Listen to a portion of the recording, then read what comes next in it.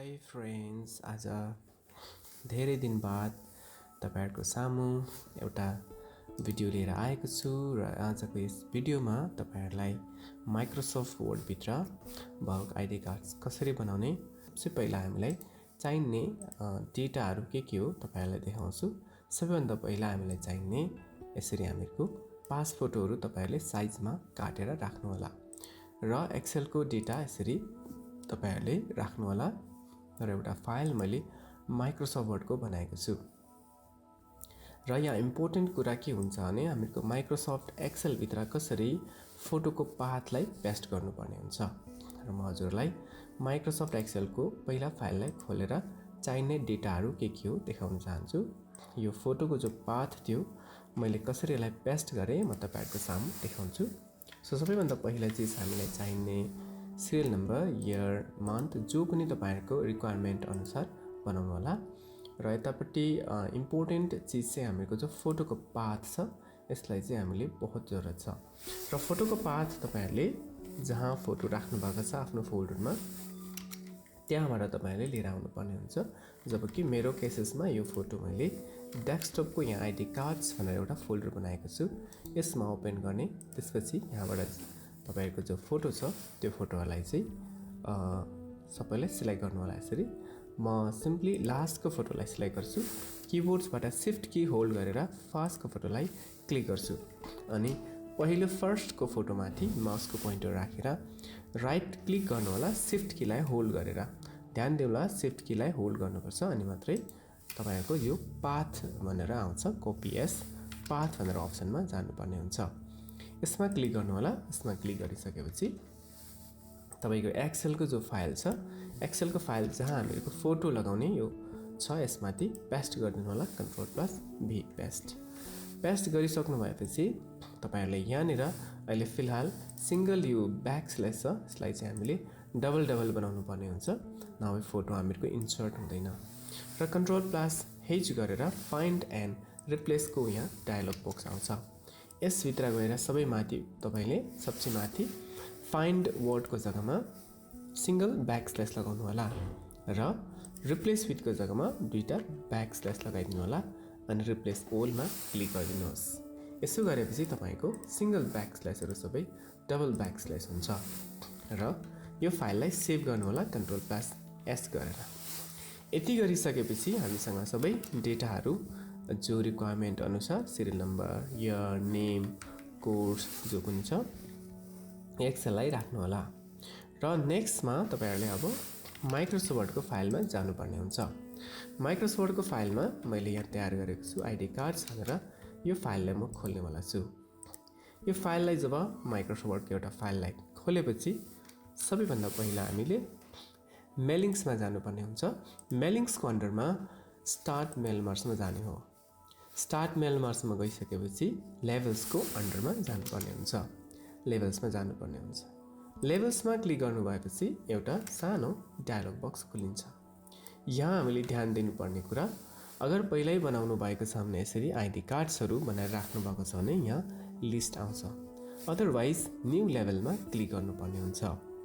New लेभलमा click गर्नु भएपछि हामीले आईडी कार्ड्स बनाउँदै हुनुहुन्छ भने लेभलको हाइट 5.4 सेन्टिमिटर र 8.6 सेन्टिमिटर र नम्बर अफ क्रस 2 र नम्बर अफ डाउन 5 लगाउनु भयो भने स्मार्ट कार्ड को साइज यो हो मैले पहिल्यै तयार गरेको छु र भर्टिकल पिचमा पनि सेम 5.4 जसको हाइट र हरिजोन्टल पिचमा 8.6 सेम लगाउनु होला। यो दुईटा पेपरको साइज एफ राख्नु होला र यहाँ फ्युचरमा तपाईहरुलाई चाहिन्छ भने यसको नाम दिएर फेरि राख्न सक्नुहुन्छ। जस्ट लाइक मैले भने आईडी कार्ड डेमो भनेर राखेको छु र यसलाई ओके गरिदिनुहोस्। फ्युचरमा फेरि यो नामबाट तपाईले बनाउन सक्नुहुन्छ र यति गरिसकेपछि यसलाई ओके गरिदिनु होला र एउटा यहाँनिर जो आईडी कार्ड्स को हामीहरुको एरिया यसरी बक्स देखिन्छ। तर बेला बेला यो हामीहरुको ग्रिड लाइन भन्छौं यो नदेखिन सक्छ। यो देखिएको छैन भने तपाईहरुले टेबलको लेआउट भित्र गएर यतापट्टि हामीको भ्यू ग्रिड लाइन्समा क्लिक गर्नुपर्छ किनभने यो बेला बेला लाइन ग्रिड लाइन्समा क्लिक गरेको छैन भने देखिदैन। सो यहाँ क्लिक गरेर देखाउनु होला। यति गरिसकेपछि अब हामीले तयार गर्नुपर्ने हुन्छ सबसे माथि स्कुलको नाम। र म जो स्कुलको नाम तपाईहरुसँग छ त्यो लेख्नु होला। फिलहाल मैले आईडी कार्ड डेमो भनेर लेखिदिन्छु। र रिक्वायरमेन्ट अब तपाईहरुलाई जे जरुरत छ सबसे पहिला Ctrl+L गरेर लेफ्टपट्टि जान्छु र लेट्स से मा सिरियल नम्बर अनि त्यसको ठीक तल म लेखिदिन्छु इयर। सो हजुरलाई जरुरत अनुसार बनाउनु होला। अरु हामीलाई एक्सेलबाट जो जरुरत थियो म यहाँ कपी गरेर लिएर आउँछु। र नेम कोर्स एडमिसन जो जितना जरुरत छ मलाई यसलाई कपी गरेर लिएर आउँछु। ओके यति सिम्पली यो फोटो चाहिँ नगर्नु होला, कपी गरेर यसलाई अनि यहाँ आएर पेस्ट गर्न चाहन्छु। र कन्ट्रोल र भी पेस्ट गरिसकेपछि यसरी बक्स आउँछ, तर मलाई बक्समा नभएर टेक्स्टमा चाहिएको छ। र यो कन्ट्रोल अप्सनमा गएपछि तपाईहरुले यो ए मा क्लिक गर्नुहोस्, सबै टेक्स्टमा देखिन्छ। र यिनीहरुलाई एउटा एउटा यस्तो गर्दै एन्टर गर्दै तल तल लान सक्नुहुन्छ यस्तो गर्दै। र अगर प्याराग्राफ्सको ग्याप ज्यादा भयो भने प्याराग्राफ्सको ग्यापलाई सिलेक्ट गर्नु होला। सिलेक्ट गरेर होम मेनुमा जानु होला।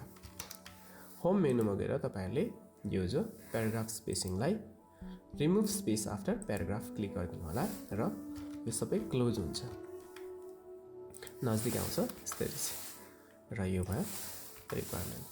सो क्यापिटल स्मल पार्नुहुन्छ भने यसलाई सिलेक्ट गर्नु होला र किबोर्डबाट Shift+F3 दबाएर क्यापिटल स्मल बनाउन सक्नुहुन्छ। र यसै गर्दै अब नेक्स्टमा हामीलाई यहाँ चाहिएको हुन्छ एउटा फोटो लगाउने बक्स। र फोटोको बक्सको लागि हामीले के गर्नुपर्ने हुन्छ, फोटो बक्सको लागि तपाईहरुले इन्सर्टमा जानु होला। इन्सर्टमा गइसकेपछि ड्रो टेबलमा क्लिक गर्नु होला। ड्रो टेबलमा यहाँनिर क्लिक गर्नु होला। यसमा क्लिक गरिसकेपछि एउटा पेन्सिल आउँछ र सिम्पली पेन्सिलले तपाईले यहाँबाट ड्र्याग गर्नु होला र जत्रो फोटोको साइज छ त्यत्रै बनाउनु होला। सिम्पली टेबल ड्रो गरिसकेपछि टेबलको लेआउटमा गएर यहाँनिर हाइट लेख्नु होला, जो हामीको यो टेबलको यानी कि फोटोको साइज। सो मेरो केसेसमा हाइट छ 2.8 सेन्टिमिटर र विड्थ छ 2.2 र हजुरहरुको फोटोको साइज अनुसार त्यो दिनु होला यो बक्स। नेक्स्ट स्टेपमा अब हामीको डेटालाई इम्पोर्ट गर्नुपर्ने हुन्छ र डेटा इम्पोर्ट गर्नुको लागि तपाईहरु मेलिङ्समा जानुपर्ने हुन्छ। मेलिङ्समा गइसकेपछि हामीले एकदम ध्यान दिनुपर्ने यहाँ सिलेक्ट रिसिपिएन्ट्समा जानुपर्छ र सिलेक्ट रिसिपिएन्ट्सको अन्डरमा युज एन एक्जिस्टिङ लिस्टमा क्लिक गर्नु होला। यसमा क्लिक गरेपछि हामीले राखेको आफ्नो फोल्डर्समा गएर मेरो केसमा डेस्कटप र आईडी कार्ड्स भनेर फोल्डर बनाएको छु र यसभित्र यसलाई ओपन गर्छु र एक्सेलको डेटा आईडी डेटा भनेर मैले राखेको छु, यसलाई ओपन गर्नु होला र सिम्पली हजुरको जो फाइल छ त्यसलाई ओके गरिदिनुहोस्। यो हाम्रो डेटाहरु यहाँ इम्पोर्ट हुन्छ। अब एकाएक हामीले जहाँ कुन फिल्ड जरुरत छ just like serial number, year जरुरत अनुसार तपाईहरुले यहाँ मेलिङ्सकै अन्डरमा इन्सर्ट मर्ज फिल्डमा गएर जति एक्सेलमा भएको हेडिङहरु सबै यहाँ देखिन्छ। र सबसे पहिला मलाई सिरियल नम्बर चाहिएको छ र सिरियल नम्बर मेरो इयर र इयरमा गएर तपाईहरुले इयरलाई पनि क्लिक गर्नु होला। यसै गर्दै सो रिक्वायरमेन्ट अनुसार सबै नाम कोर्स सबै हजुरले हाल्नु होला। म जल्दी तपाईहरुलाई फास्ट फरवर्ड गरेर देखाउने वाला छु।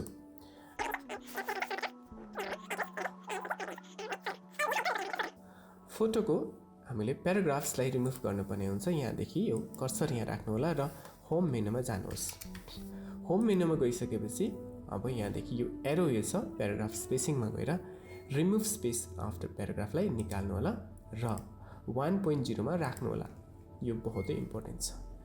अर्को चीज हामीले यो कर्सर यहाँ राखेर फोटोभित्र फोटोको यानी कि टेबलको टुल्स भित्र गएर हामी सेल मार्जिनमा जानुपर्छ। सेल मार्जिनमा गइसकेपछि हामीले यहाँ एकदम इम्पोर्टेन्ट चीज लेफ्ट राइटको जो मार्जिन छ यसलाई हामीले 0 बनाउनु पर्ने हुन्छ।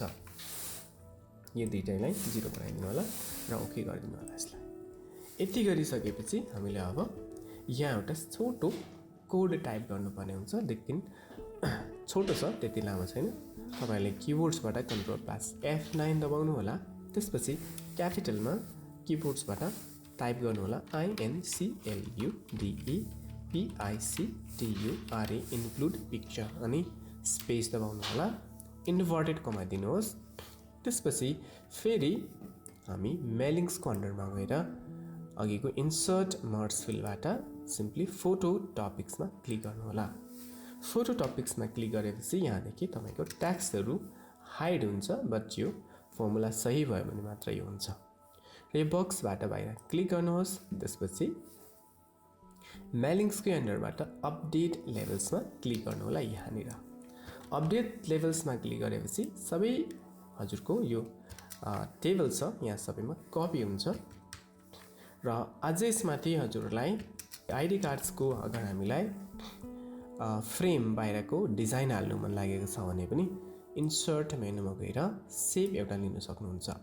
र सिम्पली मैले एउटा रेक्टेङ्गल एउटा सेप लिएर आएँ यहाँबाट र सिम्पली यहाँदेखि म ड्रो गरिदिन्छु एउटा सेप।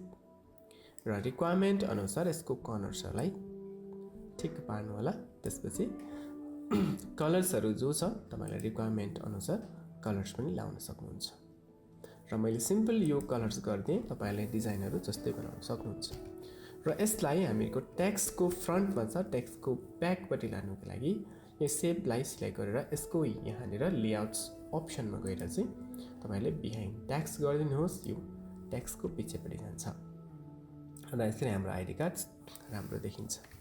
र यति बनाइसकेपछि तपाईँहरूले यसलाई सबै जग्गा फिल्डमा कपी गर्नु छ भने फेरि मेलिङ्सको अन्डरमा गएर तपाईँहरू चाहिँ अपडेट लेभल्समा क्लिक गरिदिनु होला। यसो गर्दाखेरि हर जग्गा यो फेरि कपी हुन्छ डिजाइन। फाइनल्ली अब तपाईँले के गर्नु पर्यो, फिनिस एन्ड मर्जमा क्लिक गर्नुपर्छ। अन्डर मेलिङ्सको अन्डरमा फिनिस एन्ड मर्जमा क्लिक, एडिट इन्डिभिजुअल डकुमेन्टमा क्लिक गर्नु होला। यति क्लिक गरेपछि फेरि ओलमा क्लिक गर्नु होला। फाइनली हामीहरूको अर्को पेज एउटा खोलिन्छ। र सिम्पली किबोर्ड्सबाट कन्ट्रोल र ए दबाउने, CTRL+A अनि सिम्पली F9 दबाइदिनु होला किबोर्ड्सबाट एन्ड यस अप्सनमा क्लिक गरिदिनु होला। यति गरिसकेपछि तपाईँको आइडी कार्ड्स तयार भएर आउँछ यसरी। र यो भिडियो कस्तो लाग्यो तपाईँहरूलाई कमेन्ट गर्नु नभुल्नु होला। र मेरो च्यानलमा नयाँ हुनुहुन्छ भने लाइक, सेयर एन्ड सब्सक्राइब पनि गरिदिनु होला। धन्यवाद। फेरि पनि यस्तै भिडियो लिएर उपस्थित हुनेछु। Thank you.